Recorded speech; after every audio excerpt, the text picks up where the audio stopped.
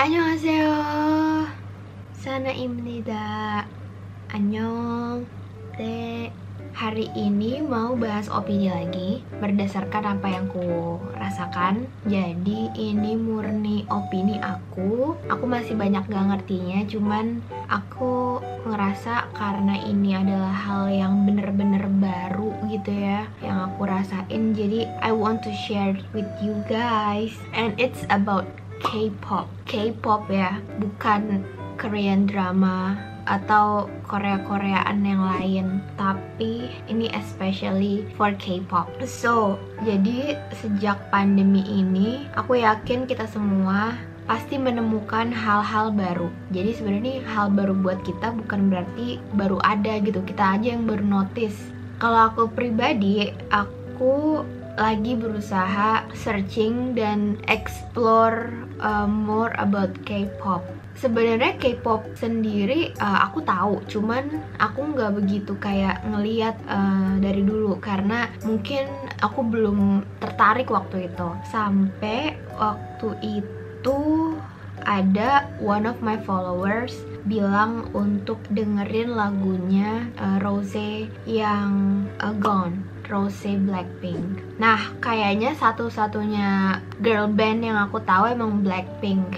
Jadi ketika ada yang nyaranin lagu itu dan aku kaget, loh kok girl band tapi punya lagu sendiri. Aku kepo kan. Akhirnya aku dengerin dan memang itu liriknya pakai bahasa Inggris dan enak banget, enak. Dan waktu aku denger emang di telinga aku tuh nerima banget gitu kan. Dari situ aku karena ngerasa aku nggak punya pengetahuan khusus tentang K-pop, akhirnya aku kayak ya udah gitu kan. Aku nunggu sampai ada followers aku lagi nyaranin lagu-lagu K-pop yang liriknya bahasa Inggris, dan emang followers aku ini tahu lagu-lagu apa yang aku suka karena ada di Spotify playlist aku kan. Nah, beberapa hari setelahnya ada lagi yang ngasih aku rekomendasi lagu K-pop, judulnya Rose, yang nyanyi itu D.O.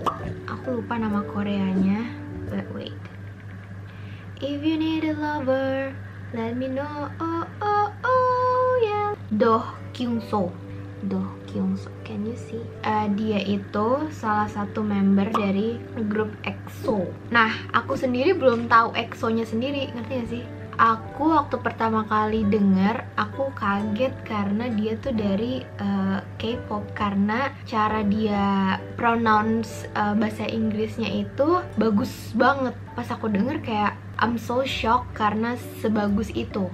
Waktu pertama kali denger aku kayak wah, aku suka banget. Dan emang lagu-lagunya yang lain itu kan ada bahasa Korea juga. Nah, itu aku belum dengerin tuh. Terus karena kayak kalian pernah gak sih suka sama satu lagu, terus kalian pengen juga cari lagu-lagu dia yang lain. Nah, aku ke D.O itu kayak gitu. Setelah dengerin Rose yang English version, aku dengerin yang bukan English version. Ternyata lebih enak.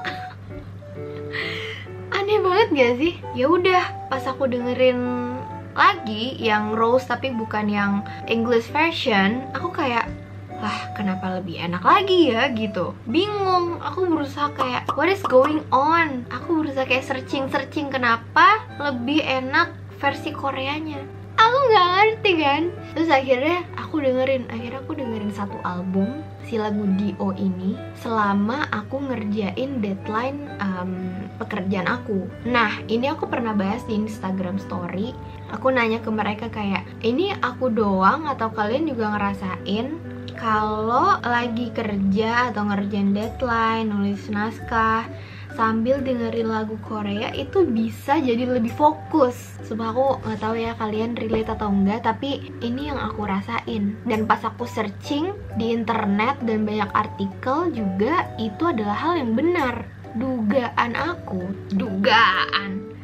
aku itu kayaknya karena kita nggak ngerti sama arti lagunya, tapi kita nikmatin. Tahu nggak sih, menikmati tanpa perlu mengerti? Nah, itu yang aku rasain waktu aku dengerin lagu-lagunya D.O ini. Jadi aku bisa fokus gitu ya, nggak sambil nyanyi, tapi aku nikmatin lagunya, nggak ada yang aku skip. Paham kan? Nah, dari situ aku akhirnya kayak berkesimpulan bahwa I want to explore more about K-pop, karena ternyata lagu-lagunya sangat memberikan aku dampak positif terhadap pekerjaan-pekerjaan aku. Jadi banyak yang selesai. Terus ya udah, aku kayak minta rekomendasi lagi. Anaknya males searching. Aku minta rekomendasi lagi. Banyak banget rekomendasinya. Itu waktu aku lihat replies-nya itu udah 3.000-an lebih. Cuman yang aku tangkap beberapa itu some kind of, wait aku lupa, aku catat. Pertama EXO, karena kalian beranggapan kayak oh Kasana suka Dio, pasti suka lagu-lagunya EXO karena dia EXO, ngerti kan? Terus ya udah aku denger, tapi belum EXO-nya, bahkan sampai sekarang aku belum denger EXO karena aku pengen punya my journey itself gitu, ngerti gak sih? Aku pengen pelan-pelan. Jadi setelah dengerin Dio, aku dengerin Baekhyun. Ya, aku nggak tahu cara pronounce-nya. Baekhyun. Aku bakal kasih tahu lagu-lagu yang aku suka dari dia. Pertama ada Love Scene, Bambi, Candy, pokoknya 3 itu. Enggak, aku paling suka Love Scene. Love Scene dari pertama kali intro aku udah suka banget. What am I trying to say to you is, aku kan suka kayak baca-baca di Twitter, scrolling tentang pendapat-pendapat orang tentang K-pop. Karena kita tahu K-pop itu kan super global banget kan. Sekarang lagi, wah siapa sih orang yang nggak tahu K-pop gitu. Dan sesuatu yang terkenal kayak gitu pasti ada aja orang yang punya pandangan yang negatif gitu. Sebenarnya pandangan negatif itu menurut aku lahir karena ketidaktahuan dan ketidakpahaman. Sebelum kita mau cari tahu sendiri, explore sendiri, mencoba mengerti sendiri, itu nggak akan bisa paham, ngerti nggak sih? Kita nggak akan pernah tahu apa yang dirasakan para penggemar K-pop kalau kita nggak mau tahu dulu lagunya kayak apa, dia berinteraksi ke fansnya kayak gimana. Karena kan aku sering banget nih kayak lihat lo ngidolain idol itu, emangnya mereka tahu lo, emangnya mereka juga sayang balik sama lo.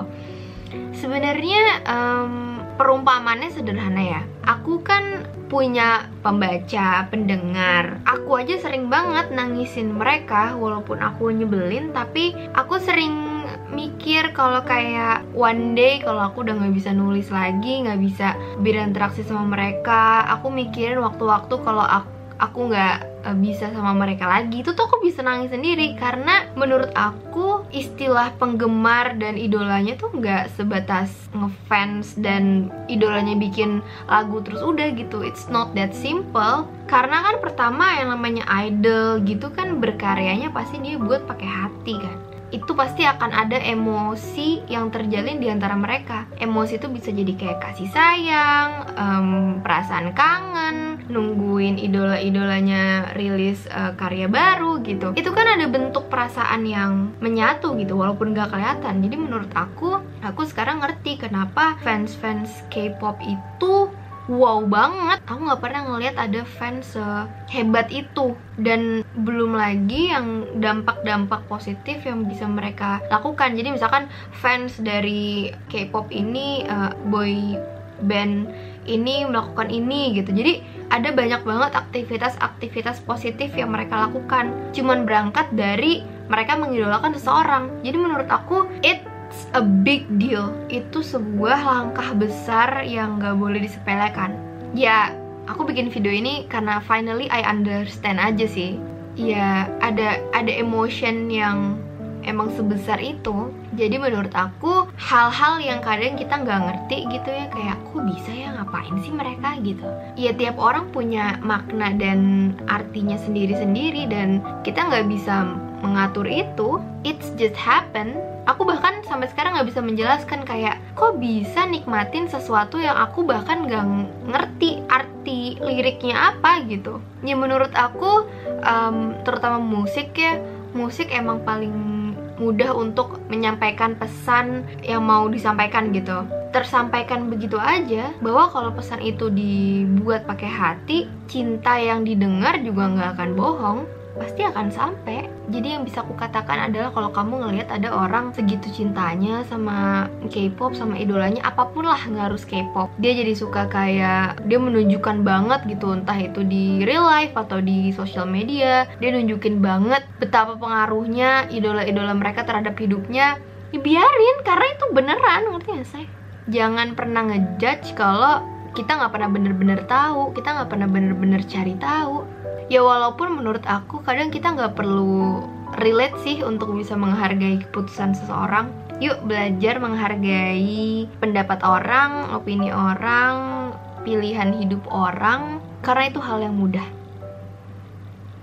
If you need a lover, let me know. Oh oh oh, yeah, let me in.